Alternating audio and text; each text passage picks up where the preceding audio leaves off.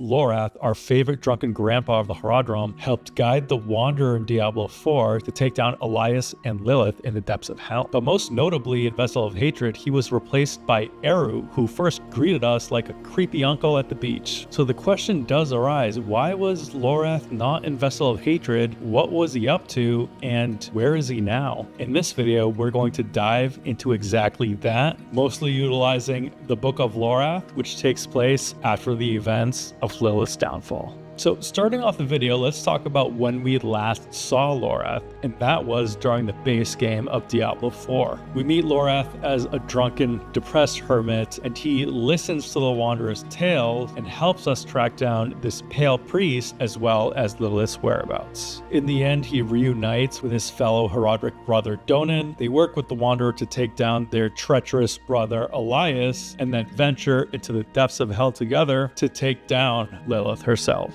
Now, after the credits roll in Diablo 4's base game, we find Lorath first venturing to Scosglen to bury Donan next to his wife and child. Now, after this, let's recall what happened in Hell. Inarius did fall, and Prava in the Cathedral of Light blamed his downfall on the Wanderer and the Horadrim, not necessarily Lilith. And in doing so, they blacklisted all the Horadrim, and Lorath became a wanted man. Along with this, they seized the Horadric archives and everything that was inside of it. And because of Elias's betrayal, the methods to unravel Horadric seals is now out in the open. Because of this, Lorath felt a surge of urgency to document everything he knew about Sanctuary and essentially what was in those Horadric vaults so he could pass down to Tyrael in the future lineage of the Horadrim. Now, because these Horadric seals were now effectively useless, Lorath decided to travel the world for two primary purposes. One, to collect relics to help reinforce a new enchantment to protect the tome that he's writing, and then two, follow the trail of Tyrael and hopefully catch up to her. Now, Lorath went on quite the long journey, so I won't go into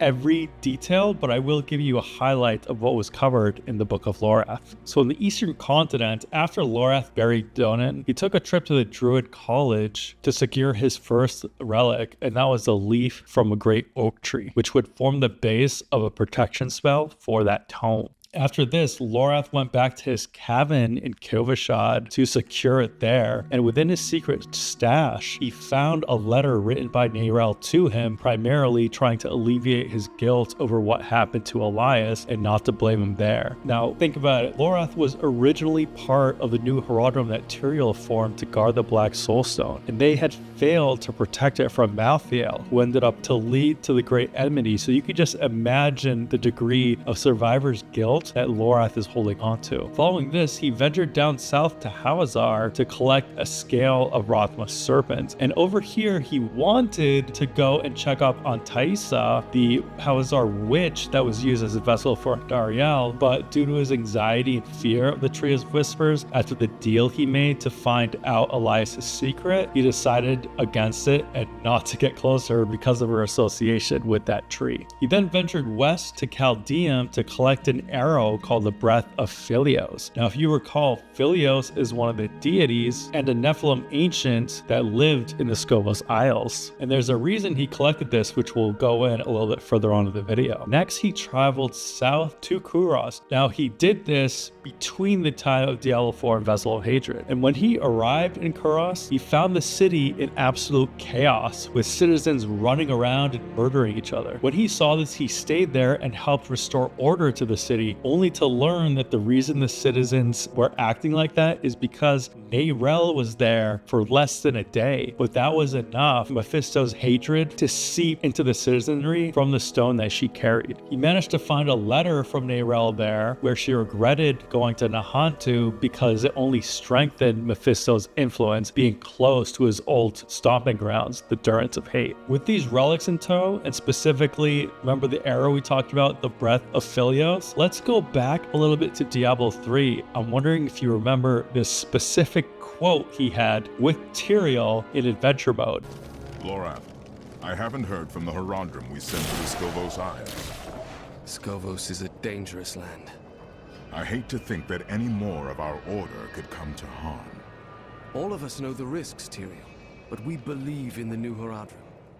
That's right. In Diablo 3, Tyrael had sent a number of Horadric members to the Skovos Isles, so Lorath paid a lot of money to get a ship to take him to the Skovos Isles so he could talk to the Skari people, who are the Amazons that we know in Diablo 2, as a peace offering so that hopefully he could find out what happened to them. Unfortunately, the Skari Navy met him before he got to shore, and after hearing that he was Horadrim, became quite upset and hostile and told him to sail away, which he had no choice but to do so. As such, he redirected the ship and they landed in Lut Gholein, where he secured his next artifact, which was the fallen Horadric mage Radament's hourglass, who we remember from Diablo 2's sewers. From here, he went west to the city of his birth, and that is Westmarch. At this point, it's been 50 years since the events of Reaper of Souls, and even after that much time, it's still quite evident of the impact that malthael and his Reapers had on the city, with many boarded up houses left to rot, empty storefronts, and quiet streets. See, Lorath grew up in Westmarch, and his father was actually a smithy who wanted Lorath to become an apprentice,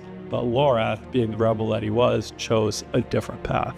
Inside the smithy, Lorath found his deceased father's height shield, and he desired to rebuild it and was hoping he could find Charthsea the blacksmith, who we see in Diablo 2 and in Westmarch in Diablo Immortal, but he could not locate her. As such, he used a ritual that he found in Elias's book, whom he ripped from Rothma's writings, to summon the spirit of his father, who agreed to teach him some basic blacksmithing. Using the relics that he created, as well as who held the key to the ritual he wanted to perform, called the Arma Hereticorum, which was actually a collector's edition bonus from Diablo 3, he used that to enchant and reforge his shield into a magic wand called Shield of Nar, bidding farewell to the spirit of his father before he continued on his journey. And at this point, he also left a letter for Tyrael, which thanked her for introducing him to that ritual tome and allowing him to get closure. Crafting the shield, Lothar had 3 more globe-trotting stops before the end of his journey. First, he went north to the Dreadlands, where the barbarian relic, Raker's Amulet, was said to have been stowed. He did find that with little event, and that saddened him to realize the state of the barbarian, if a relic of such power and importance was left unprotected like that. Venturing east, before landing in Xiansai, he descended in a monastery in Ivgorod, where he met with a master monk inquiring about Tyrael, and what shocked him is that upon mentioning her name, the monk started quivering in fear, saying that she was indeed there, and he described Tyrael as an agent of pure chaos and hatred, though an unwilling one. The monks were so terrified of her that they would not allow her to stay within the monastery, and instead had her stay in a guest shack far outside the monastery walls. Here, Tyrael had left another letter for Lorath, claiming she had a vision of Lorath crossing the Dreadlands in search of her. The reason why she left Ivgorod at that point is because she feared him finding her more than anything else, because she realized the influence Mephisto had on her, and the last thing she wanted was for him to get hurt as well. And based on this cinematic of Tyrael, she definitely has a capacity to hurt those that try to help her.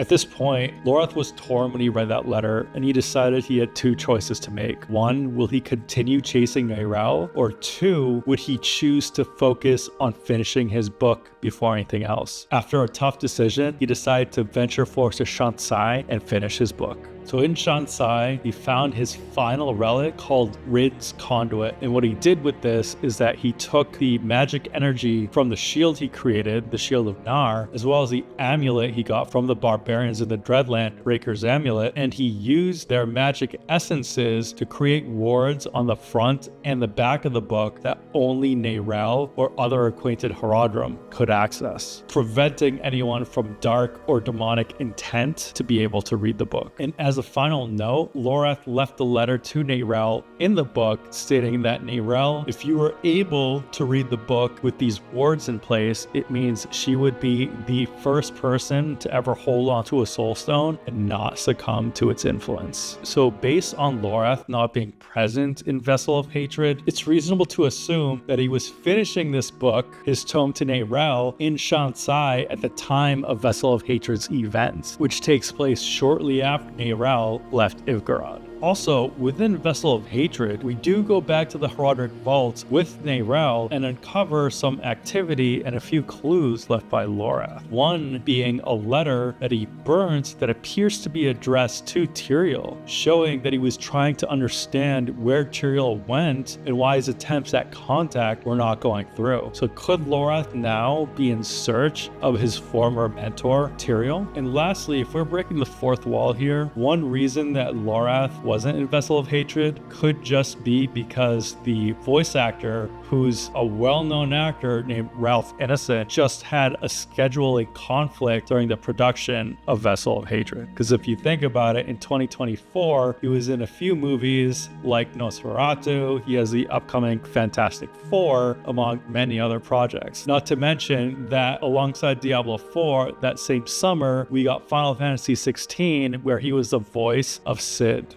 Although in the closing of Vessel of Hatred, we do get a voiceover narration by Lorath. Now, he is my favorite character in Diablo 4, so I really do hope that Ralph can get on board for the next expansion, because it'd be great to get reintroduced to that character. That's it for this video, guys. Thank you so much for watching. Be sure to like and subscribe to help support the channel. Also, if you're into seeing how the magic happens, be sure to become a member on YouTube or Patreon to see some behind the scenes footage and get a special thanks at the end of each video. Thank you for watching.